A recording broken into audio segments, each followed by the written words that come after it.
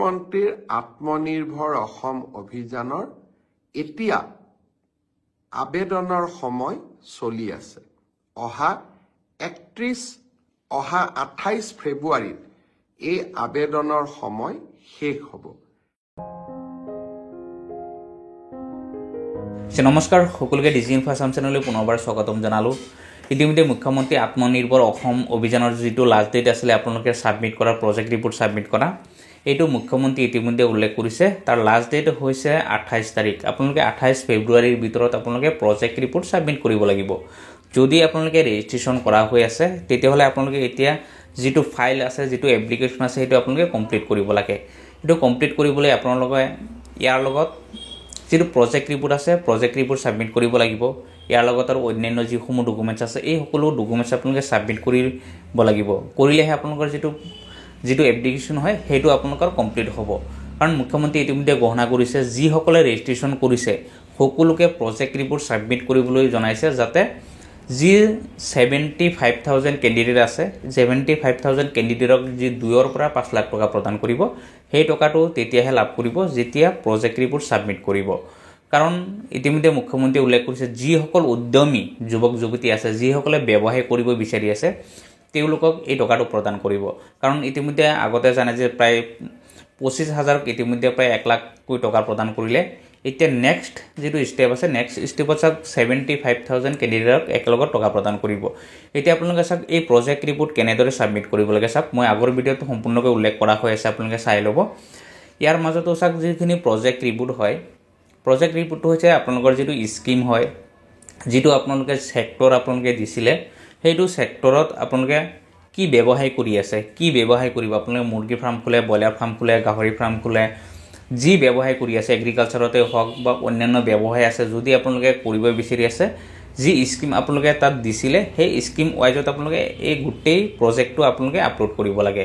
আৰু এই প্ৰজেক্টটো চাওক আপোনালোকে ডাউনলোড কৰিব পাৰে।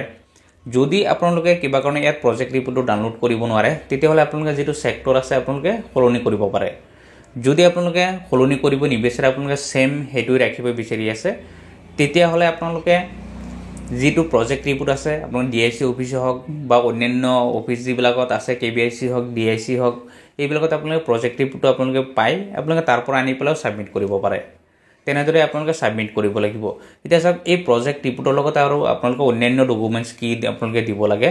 ইয়াৰ ভিতৰত চাওক আপোনালোকে যিটো উদ্যম যিটো চাৰ্টিফিকেট আছে, চাওক উদ্যম চাৰ্টিফিকেটটো আপোনালোকে দিব পাৰে যদি আপোনালোকৰ আছে। যদি নাই তেতিয়াহ'লে ছাবমিট কৰাৰ সময়ত আপোনালোকে তাত ন' কৰি দিব, তেতিয়াহ'লে উদ্যম চাৰ্টিফিকেট নিদিলেও হ'ব। যদি আছে আপোনালোকে য়েছ কৰি পেলাই উদ্যম চাৰ্টিফিকেট আপোনালোকে আপলোড কৰি দিব।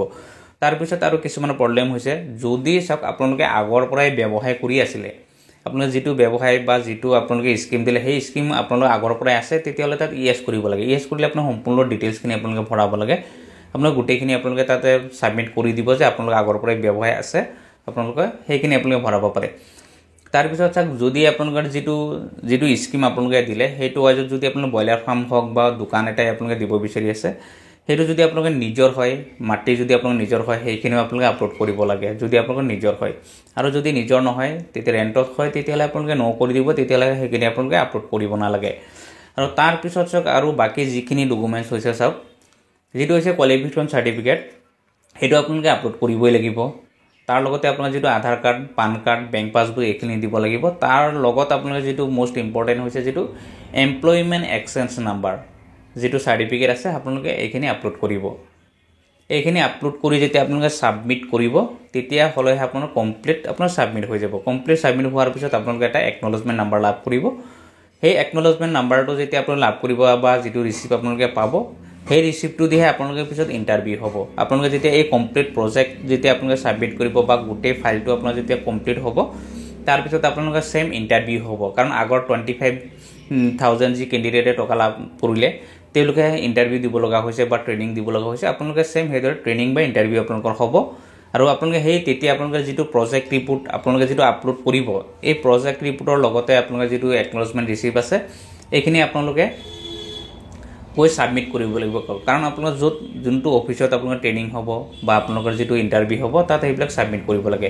গতিকে আপোনালোকে যিখিনি আপোনালোকে ছাবমিট কৰিব, যিখিনি প্ৰজেক্ট ৰিপৰ্ট হওক বা বাকী ডকুমেণ্টছখিনি আপোনালোকে এইখিনি ৰেডি কৰি ৰাখিব। কাৰণ মুখ্যমন্ত্ৰীয়ে চাওক ডাইৰেক্ট এবাৰ উল্লেখ কৰিছে যি 75,000 কেণ্ডিডেট আছে তেওঁলোকে প্ৰায় 2 পৰা 5 লাখ টকা তেওঁলোকে প্ৰদান কৰিব, তেওঁলোকে ডাইৰেক্ট লাভ কৰিব। কাৰণ আপোনালোকে যিসকল উদ্যমী যুৱক যুৱতী আছে তেওঁলোকে যাতে ব্যৱসায় কৰিব পাৰে, তেওঁলোকে যাতে ভালকৈ চলিব পাৰে, সেই উদ্দেশ্যেহে মুখ্যমন্ত্ৰী ইতিমধ্যে এই কথা ঘোষণা কৰিছে। গতিকে আপোনালোকৰ যিটো লাষ্ট ডেট আছে চাওক, আপোনাৰ লাষ্ট ডেট 28 ফেব্ৰুৱাৰীৰ ভিতৰত আপোনালোকে সম্পূৰ্ণ ছাবমিট কৰক। এতিয়া ইয়াৰ ভিতৰত চাওক যদি আপোনালোকৰ কিবা প্ৰব্লেম পাই আছে যে প্ৰজেক্ট ৰিপৰ্ট ছাবমিট কৰিবলৈ বা অন্যান্য কিবা প্ৰব্লেম পাই আছে আপোনালোকে ভিডিঅ'ত কমেণ্ট কৰিব, নেক্সট ভিডিঅ'ত আপোনাক সম্পূৰ্ণ আপোনাৰ সলিউশ্যন কৰিব। অসম অভিযানৰ এতিয়া আবেদনৰ সময় চলি আছে। অহা 28 ফেব্ৰুৱাৰীত এই আবেদনৰ সময় শেষ হ'ব। আজিৰ মুহূৰ্তলৈকে 50,000 যুৱকে ৰেজিষ্ট্ৰেশ্যনৰ পিছত আবেদন কৰিছে। মই ভাবোঁ যিসকলে এতিয়াও ৰেজিষ্ট্ৰেশ্যন কৰি আবেদন কৰা নাই তেখেতসকলেও যাতে আবেদনৰ প্ৰক্ৰিয়া সম্পূৰ্ণ কৰি লয়, তাৰ বাবে মই যুৱক সমাজক আকৌ এবাৰ আহ্বান জনাম।